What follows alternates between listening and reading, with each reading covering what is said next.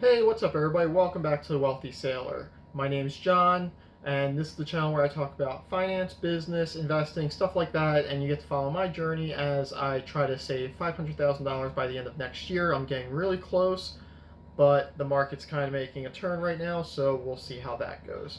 I make a video every Monday, Wednesday, and Friday. Well, that's when I release the videos. I actually make the videos well in advance in most cases, unless I'm doing like a special Monday news episode. Anyway, enough about that. Today we're going to talk about one of my favorite things, taxes. I have found recently that people don't really understand the different types of taxes, who pays what, and what gets taxed and what doesn't. So I don't really like taxes. I do understand that they're, a necessity. They're a tax on us living in a society. I mean, like, I don't like to pay city tax, but I like the police services that the city provides. Now, I'm not here to argue that taxes can be spent better or worse because, I mean, if you work for the government at all, you know that you can save a lot of money in different places. But the principle of taxes isn't necessarily a bad one. So we're going to talk about specifically capital gains. Now, for those of you who don't know, federal income tax is what you see on your regular pay stub. 99% of us, when we think of taxes, that's what we think of. And that is money that's automatically deducted in addition to a employer will pay payroll tax on their end in order to accomplish your total tax liability for the year. What I'm talking about specifically is capital gains, which is something that most of us don't really deal with all that much. Especially if you're my age, then you're probably not collecting all that much based on an IRA or anything like that. You're probably not selling off a huge amount of stock unless it's within a specific fund, but if it's in a tax exempt or a tax deferred fund and something gets sold and rebought, then you don't have to pay taxes on that anyway. Like if you have like a mutual fund, all the buys and sells that they do within that fund isn't counted as capital gains until you actually take it out of the account, which is either the 401k, IRA, Roth, whatever. So really there's only two times that I really deal with capital gains. I deal with it when I buy and sell stocks and when I buy and sell property. So we're going to talk about each one. So when you're buying and selling stocks, the capital gains is whatever the difference between the purchase price and the sale price is, providing that's a positive. If it's a negative, you get to deduct that from other gains that you might have that year. So let's say you sold Apple and you made a $500 profit, but then you sold another company and you lost $100. Well, your tax liability will only be $400 for capital gains total that year.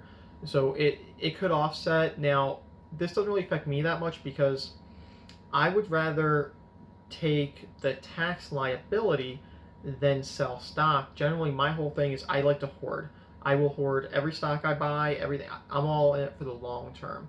So I know in some situations, people will on purpose sell a stock at a loss in order to lessen their tax liability for that tax season. I don't really understand how that works. This is where you have to talk to an expert in tax law or an accountant, something like that. I'm not an expert on it. I'm just letting you know some of the things that I go through with it. So when buying and selling stocks, there's two different types of capital gains. You have short term, which is if it's 365 days or less. And basically what happens with that is if you only own the stock for a short period of time within that time frame of 1 year, and you sell it, your tax percentage doesn't change. It basically just counts as regular income, and that's it. You just fold it into the rest of your stuff, and it's just regular income tax. So, it's simple. You do have to do the 1099 that your brokerage house or whoever you're going through will provide you. It does go on your taxes. Your taxes actually ask, even if you do TurboTax like I used to do, it says, have you collected any dividends? Have you collected any stock? Have you sold any stocks? If so, 1099, fill it out and you get taxed on it. So the second one's a little bit different. It's long-term capital gains. Now this is if it's 366 days or more. And basically you can fall into different percentages here. Now it gets kind of iffy, and I'm not an expert, so I'm not going to pretend to be. So basically, if you're single, you have up to $40,000. If the amount you made on capital gains and your regular income combined are less than, well, it's actually like 39,000, but we're just going to round up and say $40,000 on this. If it's less than $40,000, if you're filing as a single person, then you won't actually have to pay capital gains on that money at all. But for the vast majority of us, we're going to have to pay the middle bracket, which is 15%. And that's a flat fee for most people. Now, if you're married and you make less than a combined of like, I think it's like $78,000, same thing, 0. But for the vast majority of us, people making over $40,000, all the way up to, I forget what the upper limit is, but it's pretty high, you have to pay 15%. So for me, my personal situation, and I'm sure most of you, it's 15%, providing you have the asset for more than 1 year. Now, once you get into really high numbers, and like I said, I should have written this down before I started the video, and I didn't, so I apologize. Once you get up to really high numbers, once you start getting into like multimillionaire, it goes up to 20%. And this is where it's important to note, because we've all seen people like Elon Musk, Jeff Bezos, and everybody's like, oh, he pays a lower tax rate than, this person. Like Warren Buffett has this famous quote where he said he paid less in taxes than his secretary.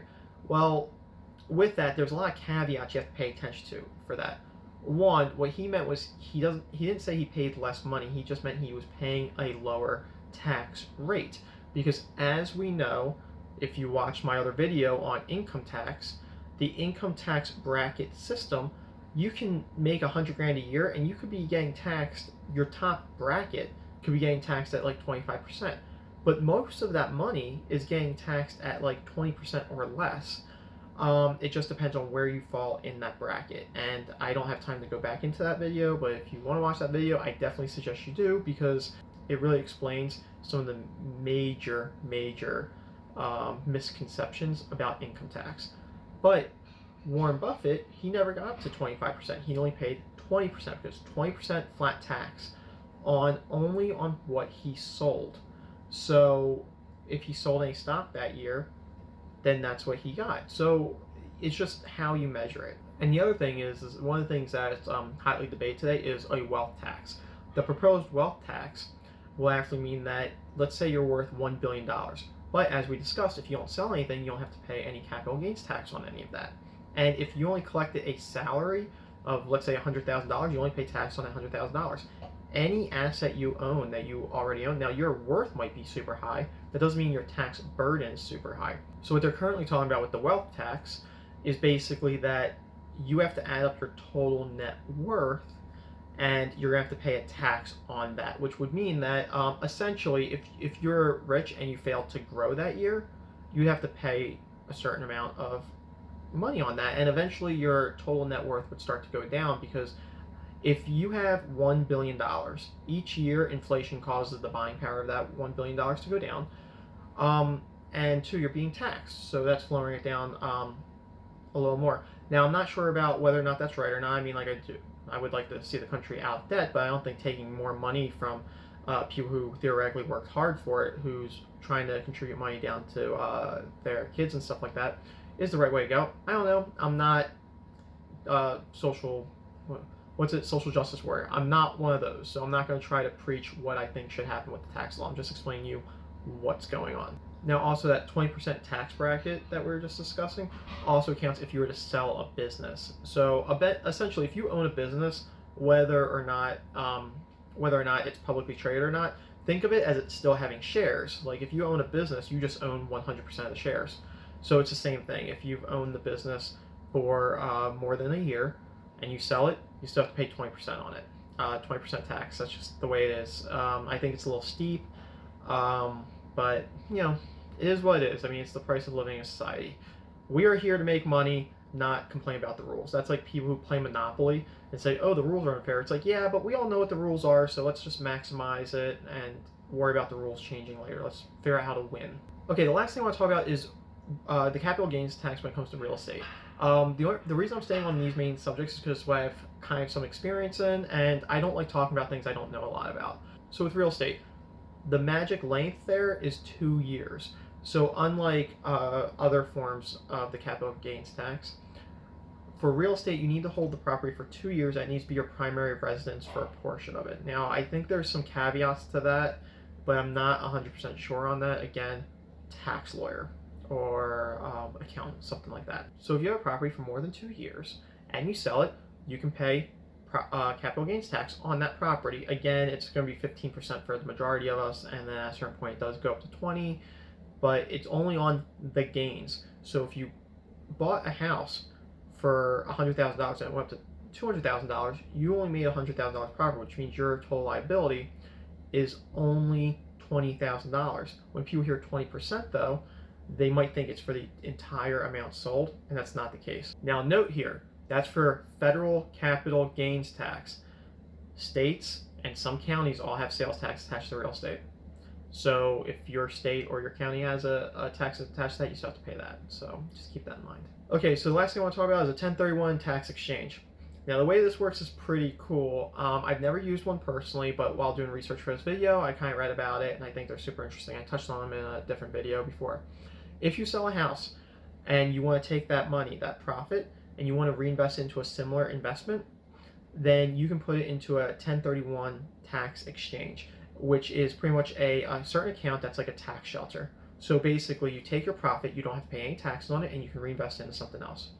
This is interesting because then you only have to pay taxes on that money when you finally want to take it out of either the home or the 1031 exchange process. So basically every 2 years you can just buy a new house, like sell a house, buy a new one, sell, buy a new one, and stuff like that. In fact, some people were doing this a little bit with in 2004 to 2008 up until the housing crisis, is that every couple years they would just buy a new home and they put in a 1031 exchange, which is a good way to shelter your money from taxes. The reason that they were using it was pretty poor, because you shouldn't buy a house that you can't afford. In fact, I'm a big advocate on you shouldn't buy anything you can't afford, and you shouldn't live above your means or even at your means. You should always live below. But anyway, it works for that. Now, the way this works though is that there's only certain places that are qualified to handle 1031 exchanges. Usually if you know a realtor, they're in contact with people who can do it and stuff like that. So if you're interested in doing something like that, please talk to a professional. I'm just some guy who's deployed, who's making YouTube videos. So take my opinion for what it's worth. I'm not giving financial advice here. Entertainment purposes, I believe, is the correct. I'm for entertainment purposes only. Well, anyway, guys, that's it for this video. I hope you learned something. Again, I know it's taxes. I know taxes are boring, but come on, like, we should all know more about taxes than we actually do, because every time I go online, people are complaining about taxes, and I don't have a problem with people complaining about taxes, but I do think they should know something about what they're complaining about. So, thank you for watching the video. Give me a thumbs up, because I need more thumbs ups. You know, just smash that. Thank you for watching, and keep saving.